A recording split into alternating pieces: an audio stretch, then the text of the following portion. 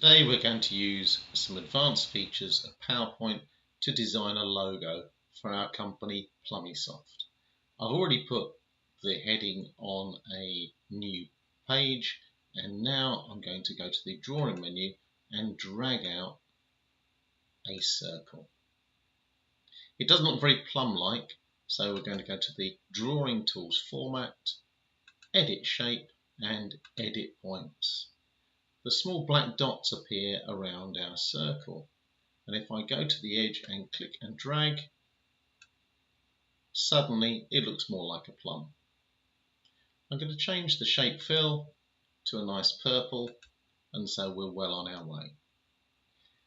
By using Ctrl D or copy and paste if you prefer, I'm now going to make a second copy of our plum.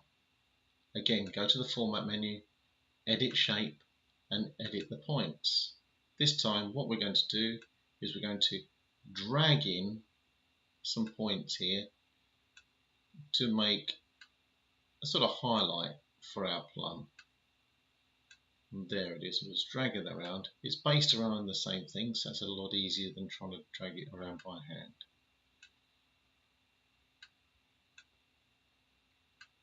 There we are, and there is a sort of shadow that goes with our plum. And that makes a nice highlight.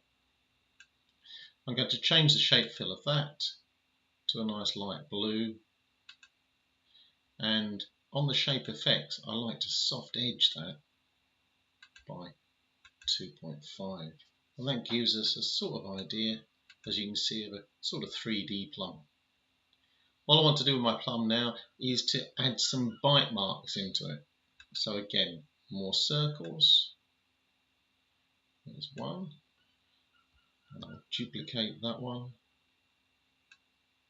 move it around and duplicate it again and move that around, so I've got a sort of bite shape thing here. Now I'm going to click the plum, click the individual circles, and from the format menu here go to the merge shapes and subtract. And you can see now that's subtracted out from my plum the teeth marks. One last thing to do, click our plum, go to shape effects, go to shadow and give me a nice shadow behind my plum, whichever one you prefer. I quite like that one in this instance. There we have it, there's our plum. We'll move it a bit closer to our logo, and we've now finished. And I think you'll agree, it's quite effective. Thanks for watching. There are lots more features on the blog.